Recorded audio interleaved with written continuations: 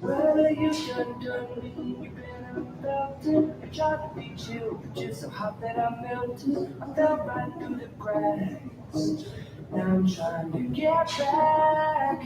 Before the cool done run out, I'll be giving it my best. It's enough that's gonna stop me, but divine intervention. I reckon it's getting my turn to win some more, learn some, but I won't hesitate no more, no more. It cannot wait. I'm yours.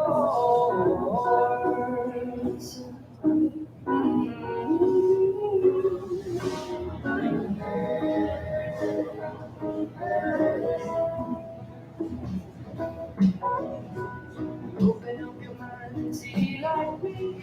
Open up your plans and then you're free. I look into your heart and you'll find love, love, love, love. Listen to the music of the morning, people dance and sing. We're just one big family, and it's our God-forsaken right to be loved, love, love, love, love. So I'm it's our day, no more, it cannot wait. I'm sure there's no need to complicate our time. Is short, this is our fate. I'm yours. Do you want to come on? Scooch on over closer, dear. And I'm gonna do here. So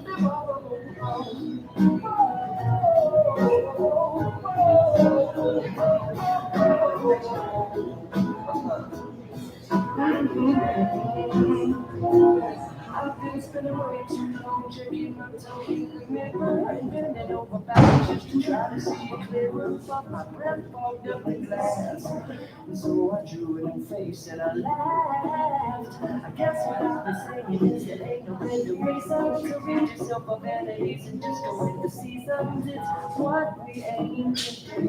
I realize I want you, but I won't.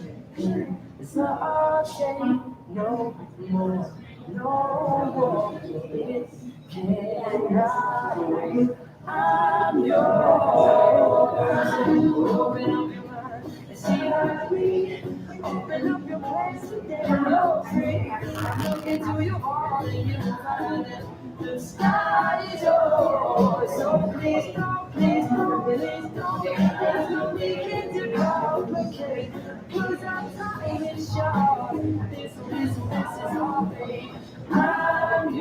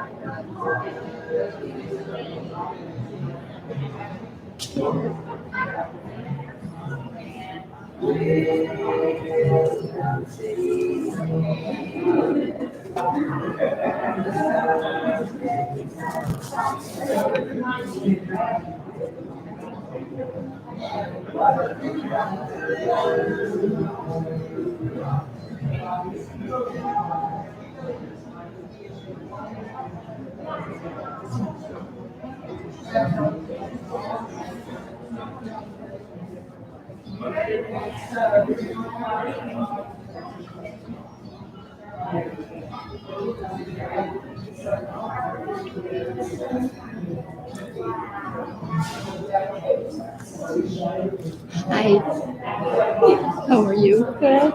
I'm supposed to have my mask on, aren't I? Is your no This doesn't coverage? apply to you. Okay.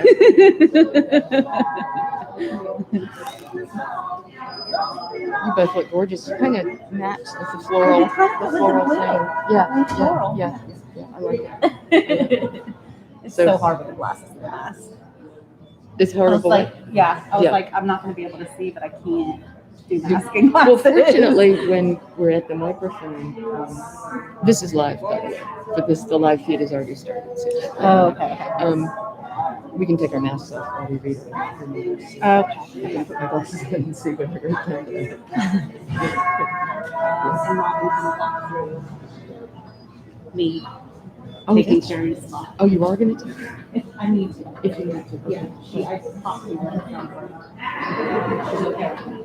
Right. So you know that you are, and if she's significantly in herself, as long as you put up here. So I will be sitting Right. I may be sitting down here and she's It's the three of us who can sit here. And we have these to be so that one person can have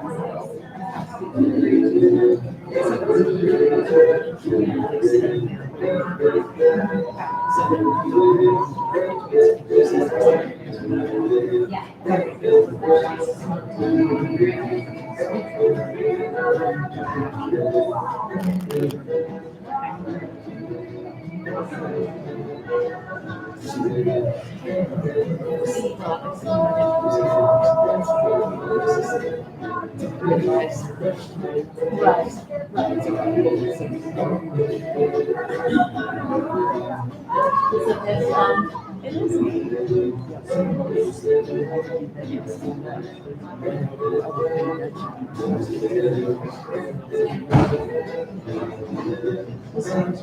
And then it's, should I introduce or just say?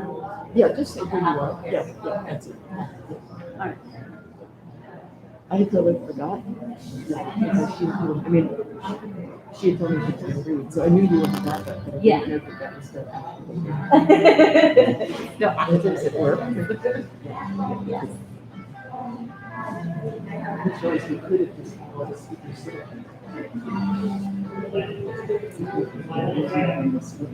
The rotating thing.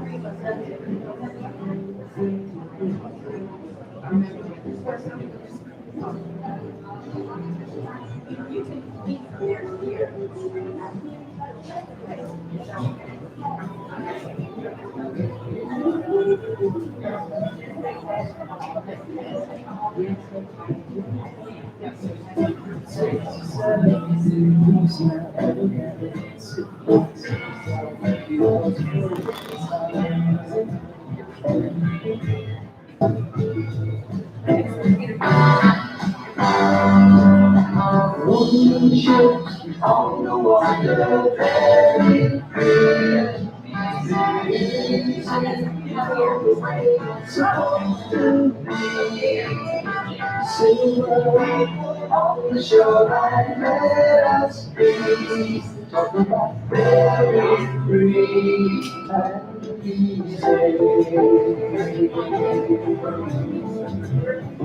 and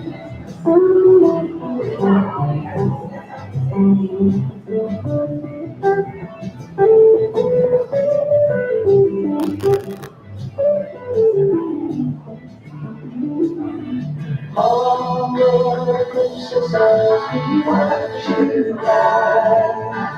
All we can do is echo every smile.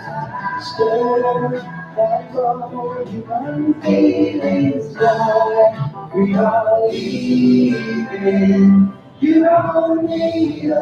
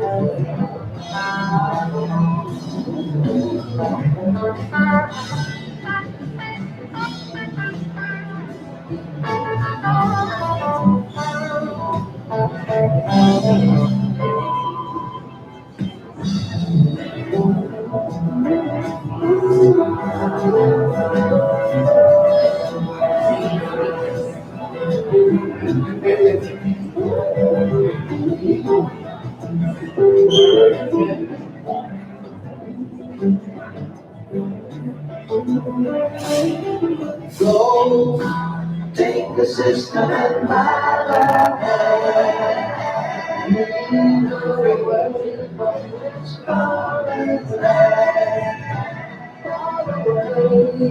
Where we'll never forget we are leaving. You don't need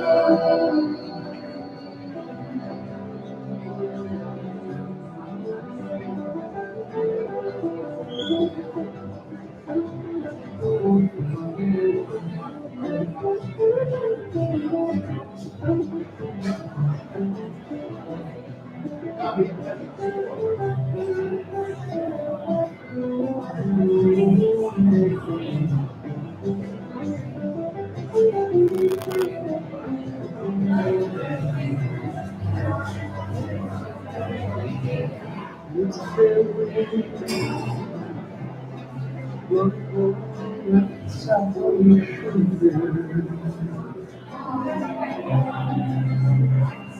all supposed to be.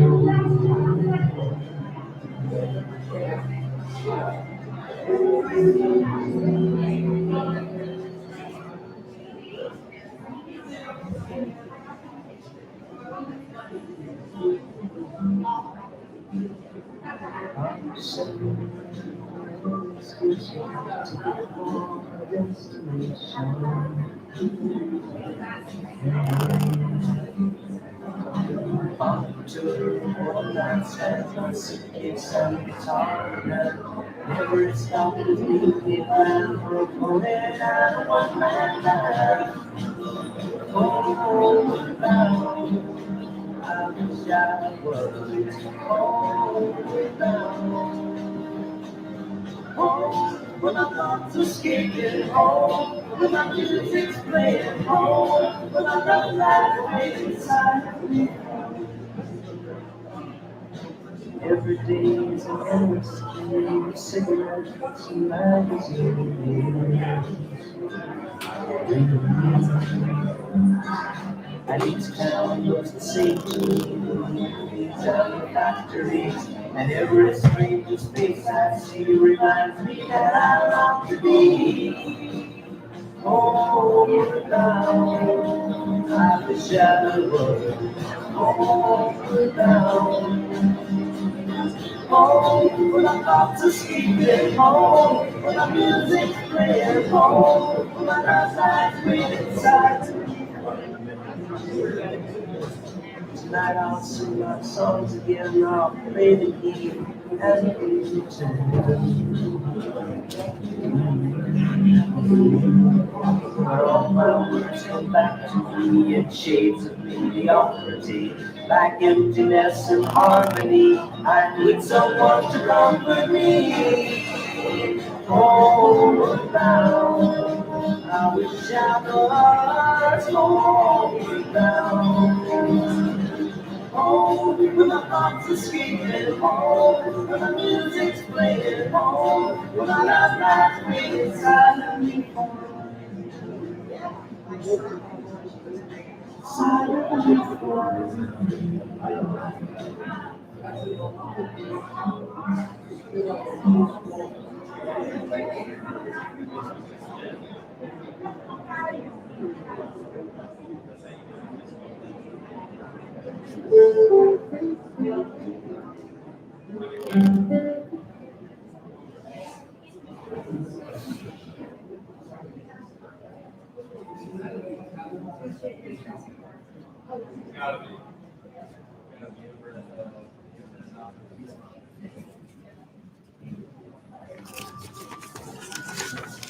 Good morning, friends.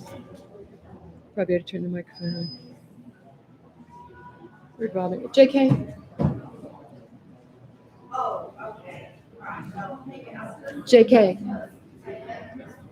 can you turn this on for me? Is there a switch? I can't see it. Oh, that's it. That ought to do it. Hello? That's not working yet, is No it? light on. There we go. Okay, I think we're live. Yes? No? Robin? I need some help here.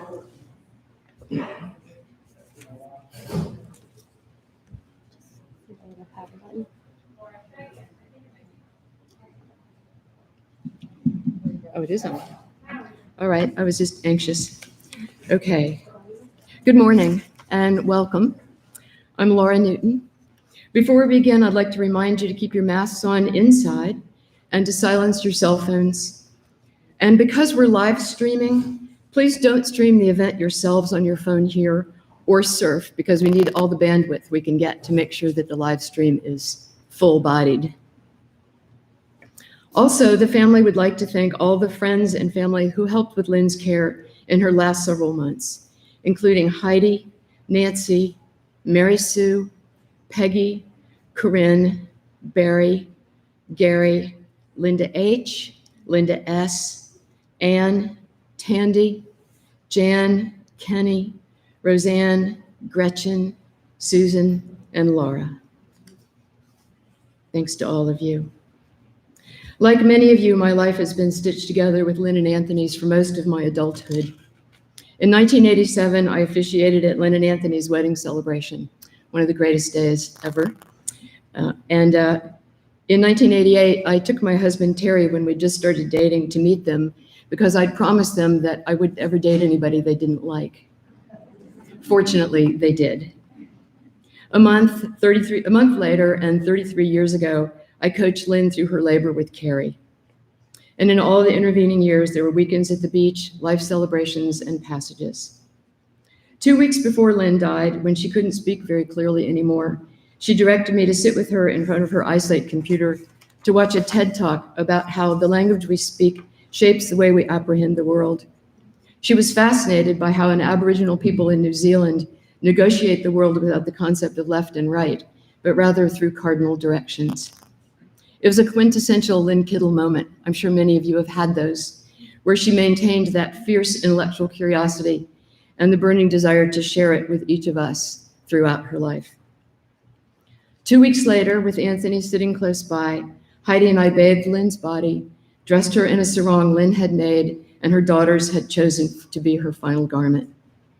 And now today, I'm here to welcome you to this memorial gathering for a most remarkable human being, Lyn Kittle, and to remember her with you.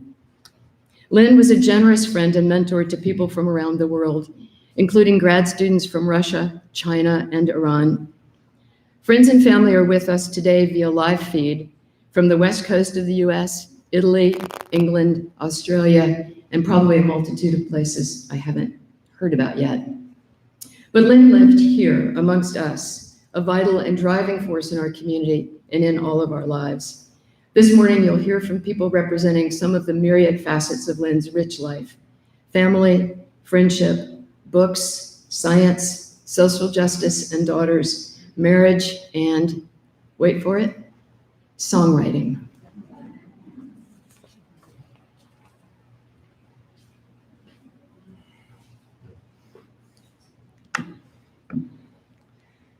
Hello, my name is Liz Tresca Pomeroy, and I grew up in Palmetto, Florida, Lyn's hometown. Lyn was 4 months older than me, and I first met her in the nursery of the Palmetto Methodist Church, which both our parents attended. From there, we went to preschool, elementary, and junior high school together. Lyn moved to Sarasota, Florida at the beginning of the 10th grade, but we still saw each other on weekends and in the summer. Unfortunately, in our mid-20s, we lost touch. We reconnected on Facebook, and 4 years ago, she and Anthony helped us plan our trip to Italy. My husband and I visited her twice after that. I was delighted to find her so happy, surrounded by a loving family and friends despite ALS. Childhood friends are special. They become part of your DNA. You know each other intimately without words. When I saw Lyn in person, the years fell away. I hoped for many more visits, but COVID and ALS got in the way. We had fun growing up, whether it was eating pumpkin pie as we walked between houses, riding bikes, or playing with the gang of kids in the neighborhood. Some of the many memories I have are trips to St. Pete with her Uncle Don, and our time at Uncle Frank's beach house in Anna Maria, which became a destination once we could drive. Lyn moved to Sarasota the summer of 1968. The world was exploding with change, and we both changed with it. Because it was long distance to Sarasota, we wrote each other's letters exploring the meaning of life.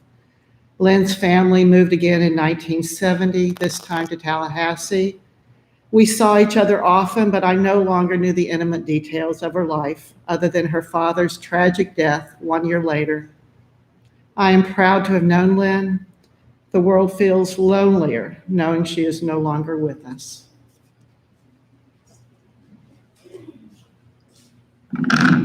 I'm Mary Sue McCarthy. I'm Anthony's sister and the loving aunt of my nieces. We all got to love Lyn and learn about her in different ways.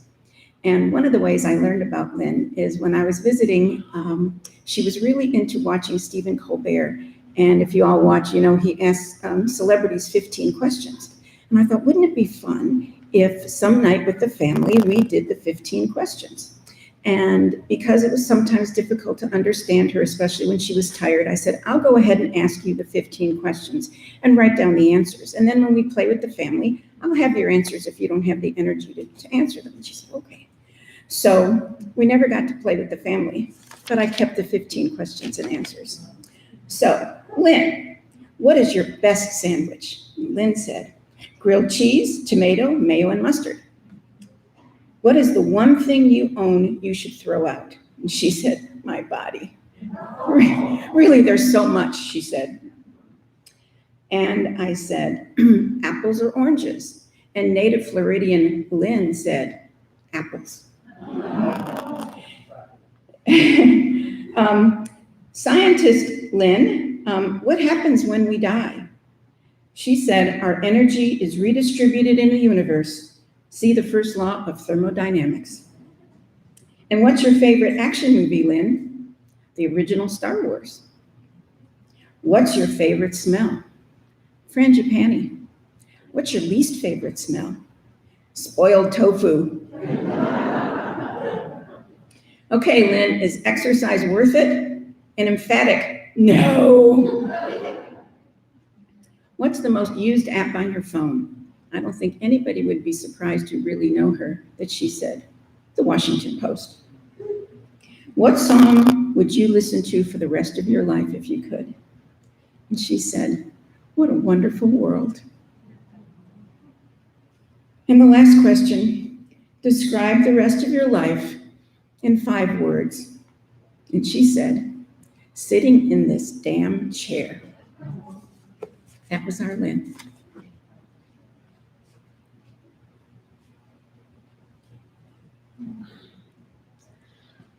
Hi, whoa. My name is Jan Keshin, and I'm speaking on behalf of the Lunatics Literary Guild, a book group. We founded this book group in 1992, and we're about to have our 30-year anniversary next year.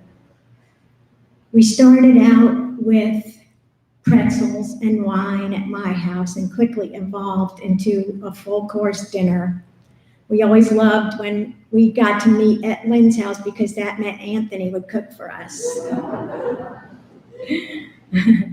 Lyn was very clear about her opinions about the book. If she loved the book, you knew she loved it and you knew why. If she hated the book, we knew that too. Lyn became the scribe for the book group. She generously recorded all of the hundreds of books that we read, the date we met about them, what was our rating, and whose house we were at. And it became a document that we referred to over and over again over the years. What I really loved about Lyn in the group was her commitment. Lyn rarely missed a meeting. She was committed to the group, she was committed to literature, and she was committed to her glass of Pinot Grigio when she arrived.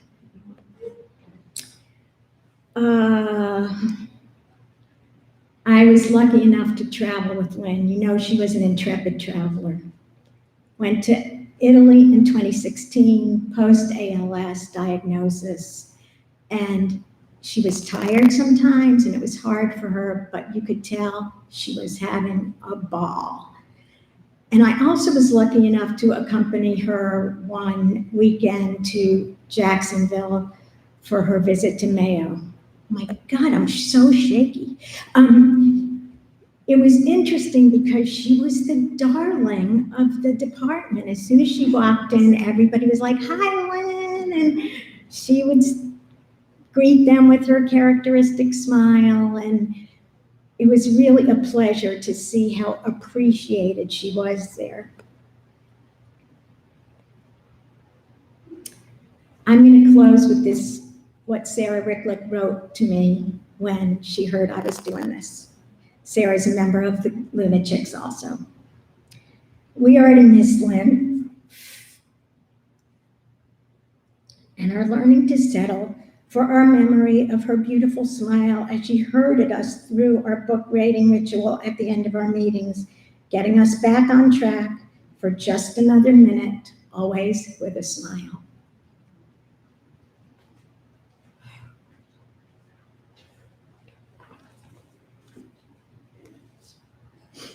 Hi, I'm Heidi Fox. I love Lyn Kittle. She was my dear friend for 50 years. I recently spent a few afternoons reading Lyn's travel journals out loud to her and reminiscing about those times with her so far away and me back home and all the things that were going on in our lives then. There's a short passage where Lyn writes about traveling and the feeling it provided her of complete oneness with the universe and abandon into what would come next.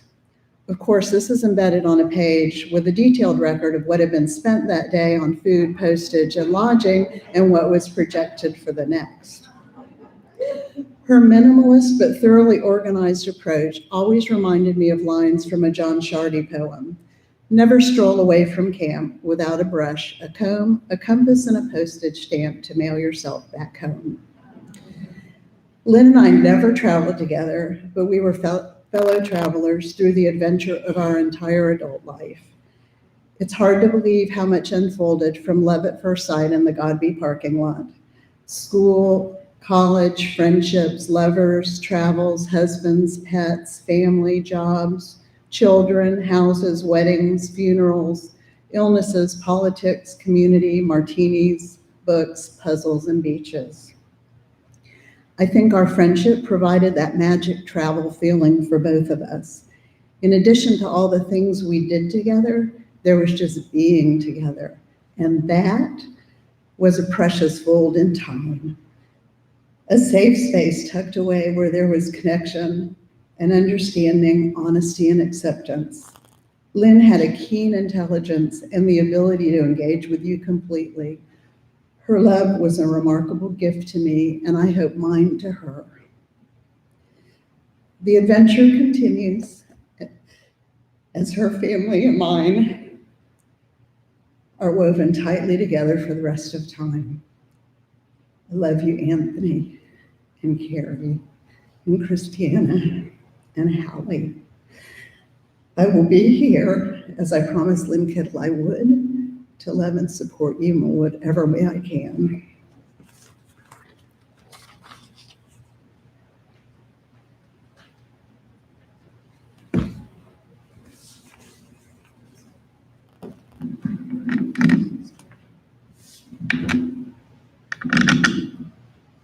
I'm Peter Fire.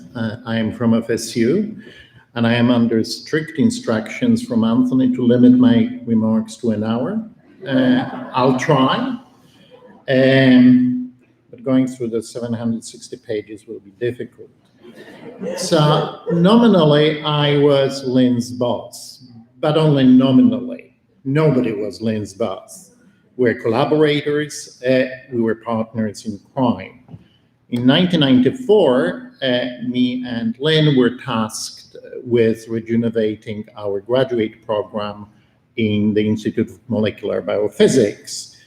My role was a very easy one. I just thought of things to improve and then let Lyn to make it happen. And happened, it did.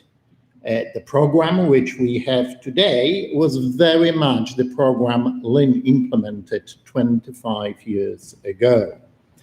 She left the program after 3-4 years to have Holly, but we were delighted for her to come back in 2011 after a 17 years break. This time her job was much easier. We somehow managed not to ruin the program she established, and Lyn then was left to concentrate on things which she truly loved, which was mothering our graduate students. She was a scientist, she was a graduate student, she was involved in research, therefore she was exquisitely positioned into being a scientific and academic advisor to those students. She was their counselor, including marriage counseling.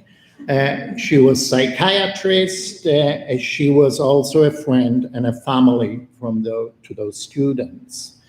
Many of them left on our website memories of Lyn, and I would like to quote a couple of them. Dr. Travis Hahn said, Lyn was a big part of why I came to FSU. She quickly became my mother away from home. I could come to her with any problem and she would know just what to do. Dr. Miriam Badr said, when I think of Lyn, the first thing that comes to mind is her big, bright smile. She's definition of positivity and kindness.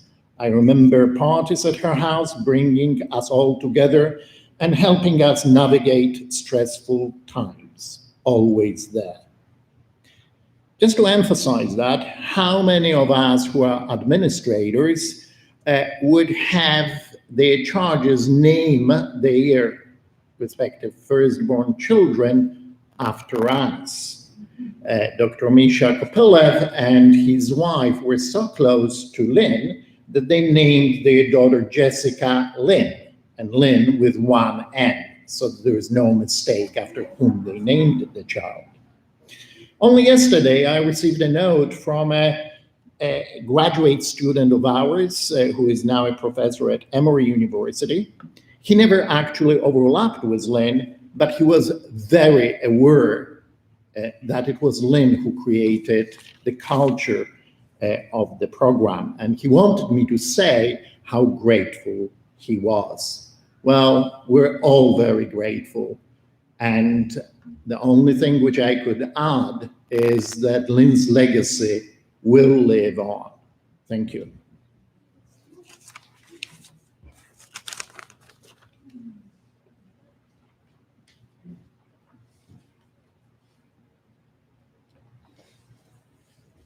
Hi. So my mom was very adamant that she did not want people to exclusively talk about how great she was after she died. People were allowed to talk about how great she was because she admitted that she was great, but she didn't want people to talk about her with rose-colored glasses. She was very prescriptive that way. She wanted her life and her being to be remembered with accuracy. Accuracy above all else. She was particular and brilliant. She repeated herself a lot, corrected grammar incessantly, let her kids wake up just a little bit slowly in the morning, was thoughtful and considered, and was also regularly irritated with much of humanity. She was intuitive and logical and direct and expected a lot from the people she loved. She expected social and political responsibility from her children and from her friends. I could speak about many aspects of my mother's life, but I'm going to spend my time today talking about those specific expectations of social responsibility. Her expectations were driven by her brilliant mind, which was able to process vast amounts of data and make non-fear-based decisions. She helped her family make all kinds of decisions using this method, regular stuff, what schools to go to, what medications to take, how to navigate social situations. She was not always soft with her words, although she definitely was sometimes, but she always made sense. When we needed to start making decisions about COVID as a family, her ability to delve deeply into ever-evolving research, compile information, and communicate those findings to make evidence-based determinations was invaluable. Some of us would lean towards optimism, others would veer towards making fear-based decisions, and she would become very irritated and attempt to correct a lot of us using very specific, real data.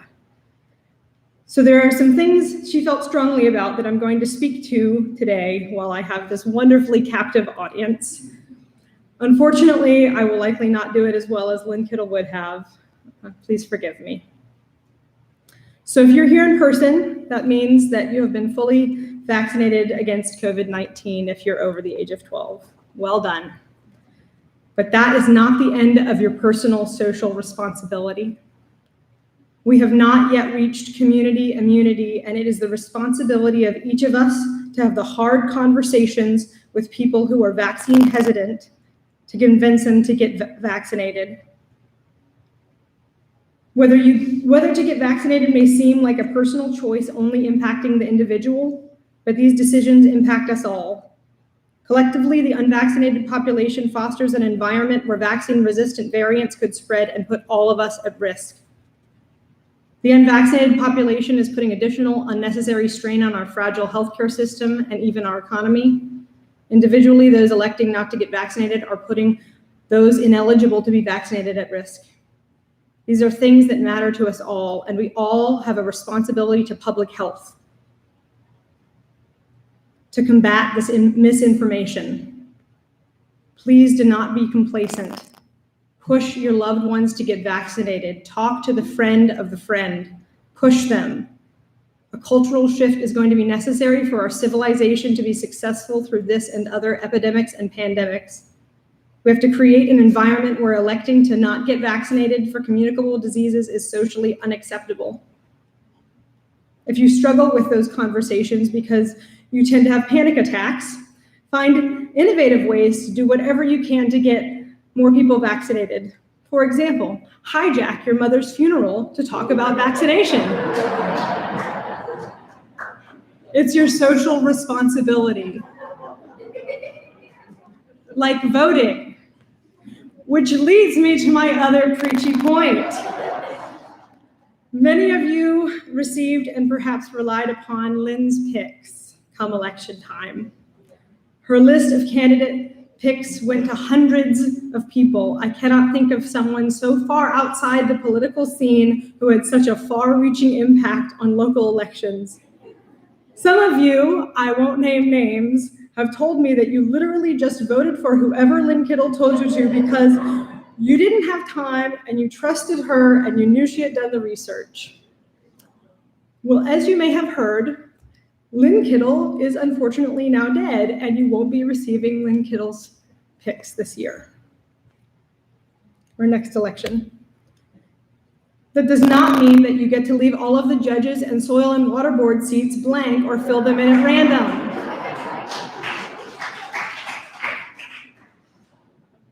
Because those positions really matter to our community.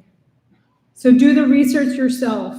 Find someone new to trust. You can do it. You are smart enough. One of the most amazing outcomes of the distribution of Lyn's picks was that it would inspire people to look into candidates and have conversations. So take ownership of your social responsibility and vote down the whole ballot. In my mom's words, please vote for the most progressive candidate that can win.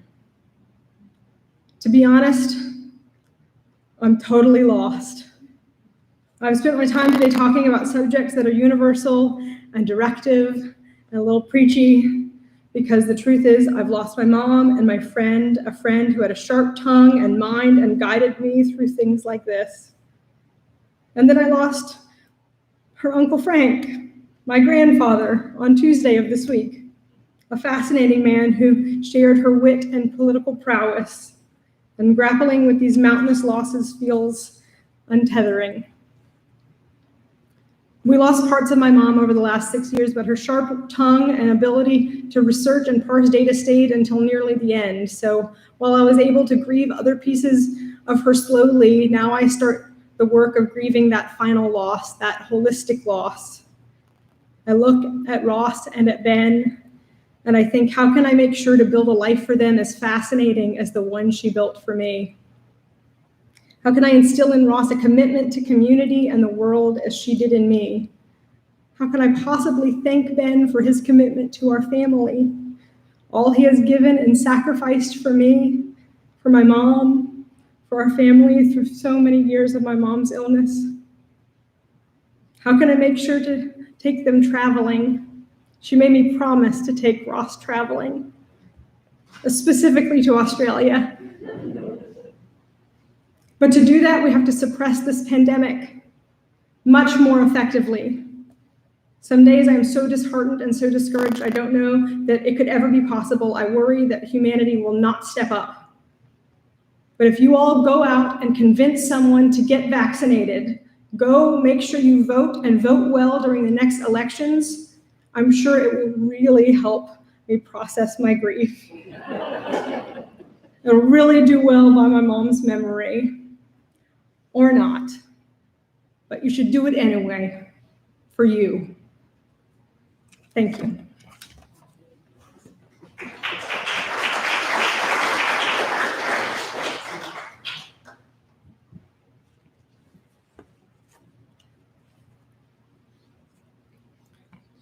If only Lyn believed in heaven, this would be it. You know that land. You have an image of that land. All the cold and bitter children of the cold north have an image of the warm welcome of that southern land. There, the palm and the cypress cut themselves out in antique shapes for your delight against the blue sky and the noonday sun. Those are the very shapes and patterns that are carved upon the antique heart, and you know them as your birthright. From generation to generation, they imprint their shapes upon the human heart. It is the land where the pale jasmine blossoms in the sweet night air, and bright lemons hang like dim and secret lamps amidst the glittering and the gloss of the evergreen. It is the sunny clime where you breathe more freely, both by day and by night, where your fearful lungs fill gently with the soft air, where you no longer shiver and huddle and wrap yourself into your own arms and clinch yourself back into your own self. There, you no longer need to dread the threshold between the body and the world, for all is mild, all flows easily, all is lightness. Your shoulders are without burden, your eyes are clear, your skin is soft, and your feet in their sandals are free. You stretch out your arms, you can see your toes. The sky is vast and blue, the sand is golden, the horizon shimmers with pledge and with promise. You know that land. But this is what Lyn knew.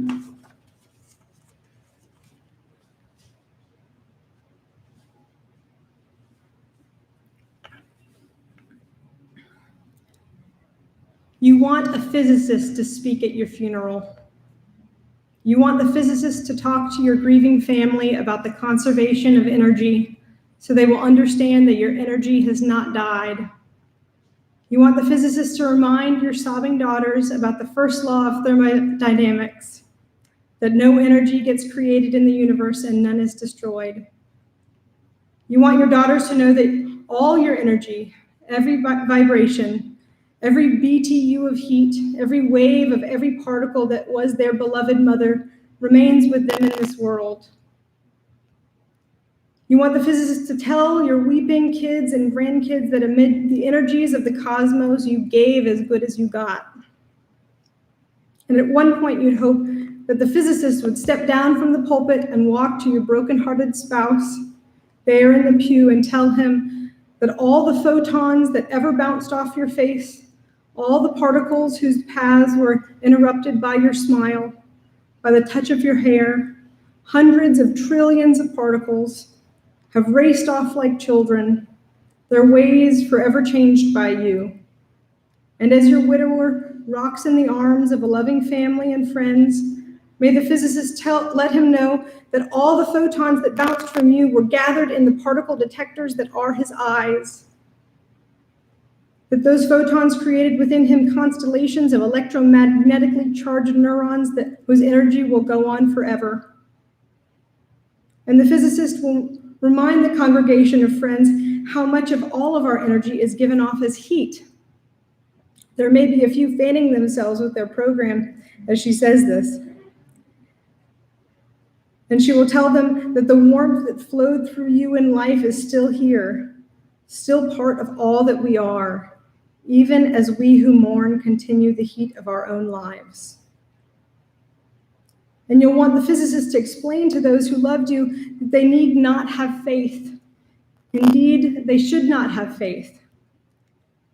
Let them know that they can measure, that scientists have measured precisely the conservation of energy and found it accurate, verifiable, and consistent across space and time. You can hope that your family will examine the evidence and satisfy themselves that the science is sound, and that they'll be comforted to know that your energy is still around, According to the law of the conservation of energy, not a bit of you is gone. You're just less orderly. Amen.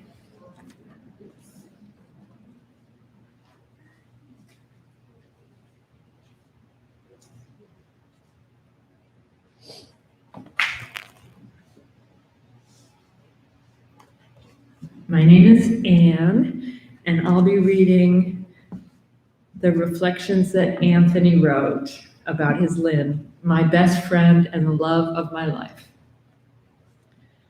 I'm the luckiest man on the face of the earth. That statement is as true for me as it was for Lou Gehrig, who said it after being diagnosed with ALS. I was lucky enough to spend 35 incredible years with the most wonderful, beautiful, intelligent, adventurous, committed, adaptable, precise, sexy, caring, courageous, and brave person I will ever know. Lyn was committed and impeccable. She participated in ALS research studies, which had nothing to do with her treatment or welfare, and which included lumbar punctures, because she believed in science and wanted to contribute what she was able to better understand this devastating disease. She also raised thousands of dollars for ALS research whenever an opportunity presented itself, like when she used her 2017 interview on WCTV about ALS when Stephen Hawking died as a vehicle to fundraise because she was committed to promoting research. She was committed to political action and progressive governance. For example, she organized the Obama 2008 campaign phone banks at our home and office. And as Carrie mentioned so beautifully, many of you relied on Lyn's picks every election cycle, where she meticulously researched down ballot races for judges, soil and water boards, ballot initiatives, and constitutional amendments to help promote progressive candidates and public policy. Lyn was an internationalist and an adventurer who traveled to places most folks will never visit, like Tonga, Fiji, Iran, Iraq, Afghanistan, Belize, New Zealand, and 6 times to Australia, many of which she visited alone and at a very young age before we got together, not to mention her travels to many European destinations. It gave her immense pleasure to be able to secure Italian and European Union citizenship using my Italian heritage and her extraordinary research skills for herself, our children, our grandchildren, and beyond. This fit with her idea of being a citizen of the world. Lyn was welcoming and inclusive. My kids made fun of how many different people we brought into our home and lives over the years. There were the Italian, French, and Japanese exchange students. There was Marco, who moved in to teach us Italian, and Felicitas from Germany, who lived with us while doing an internship at SAS. There were the many different folks who lived in our guest house, like Massimo, who is a visiting FSU Italian professor, Olivia, Anna, and Henry.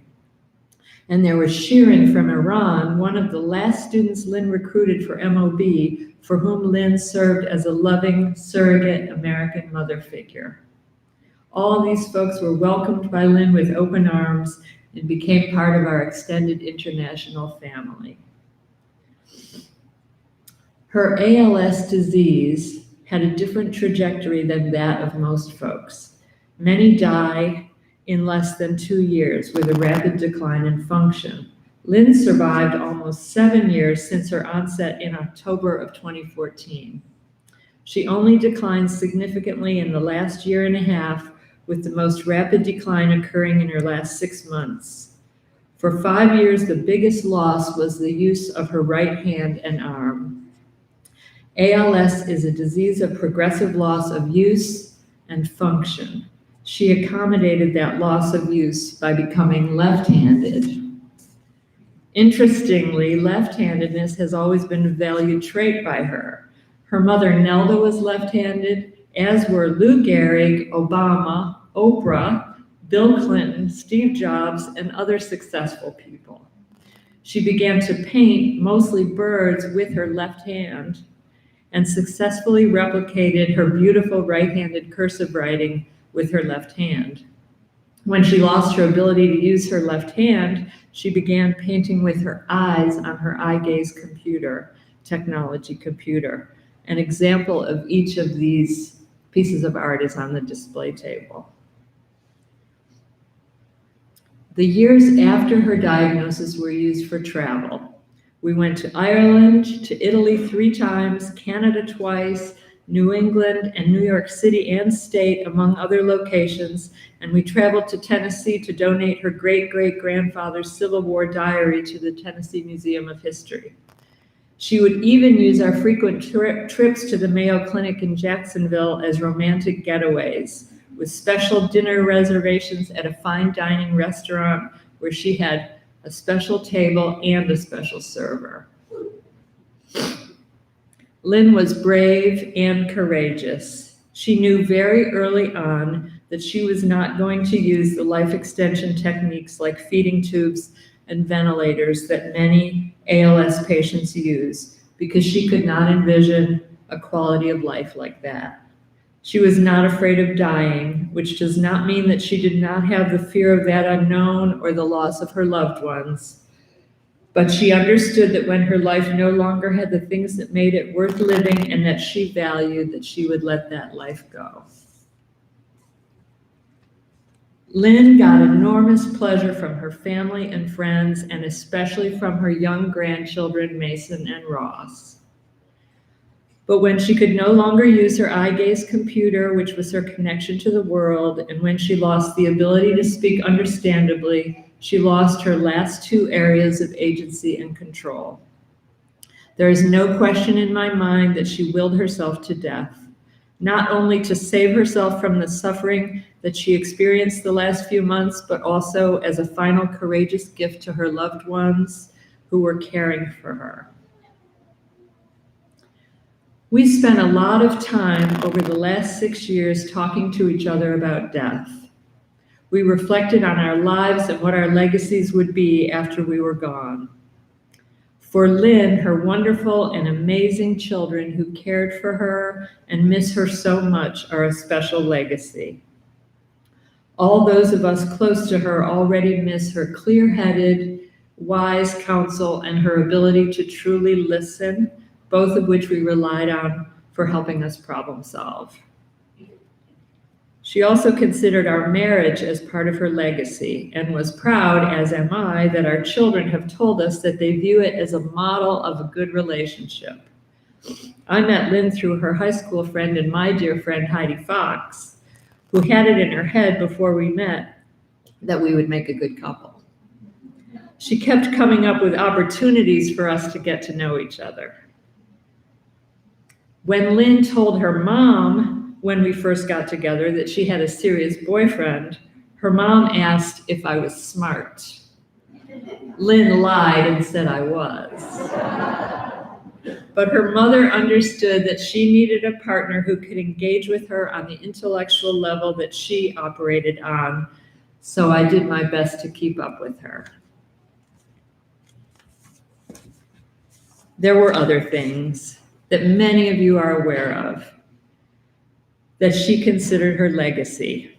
The School of Arts and Sciences Charter School owes some of its success to her involvement as board chair and admissions and office manager.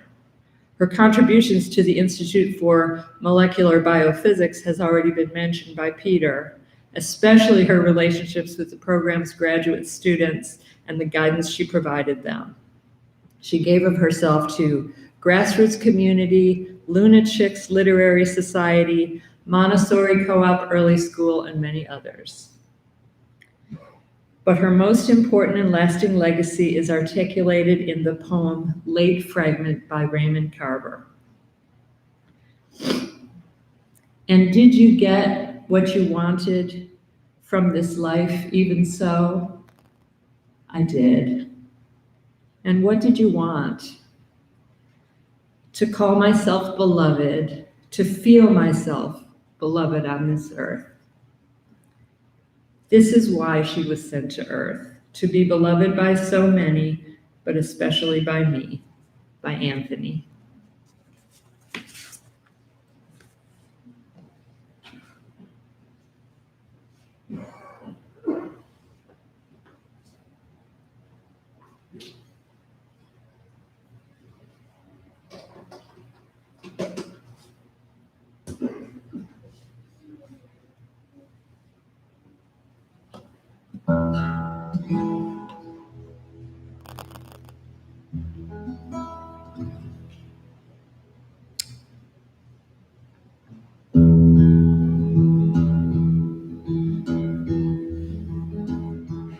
In the clearing stands a boxer and a fighter by her trade,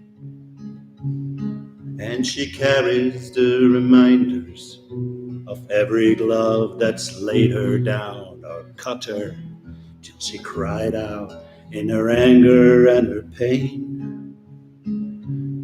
I am leaving, but the fighter still remains.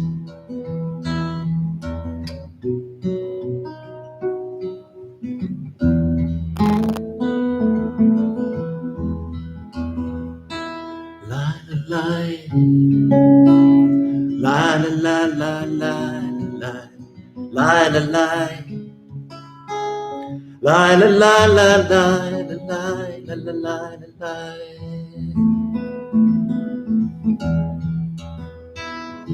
Yeah, the years been rolling by me, they've been rocking evenly. I am older than I once was, younger than I'll be, but that's not unusual. No, it isn't strange. After changes upon changes, we are more or less the same. After changes, we are more or less the same. La la la, la la la la la la la la la. La la la la la la la la la.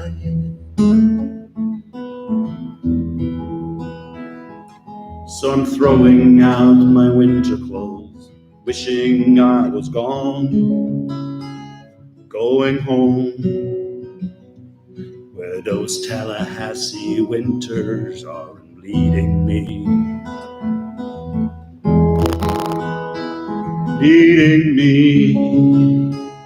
going home.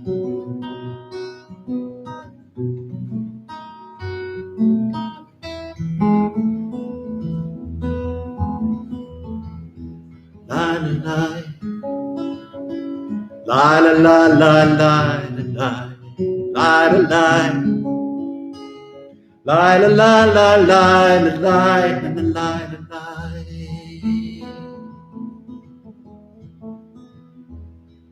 In the clearing stands a boxer and a fighter by her trade, and she carries the reminders of every glove that's laid her down or cut her till she cried out in her anger and her pain. I am leaving, I am leaving,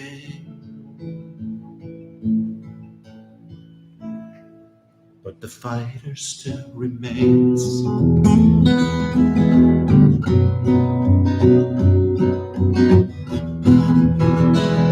La la la, la la la la la la la la la. La la la la la la la la la la. La la la la la la la la la la. La la la la la la la la.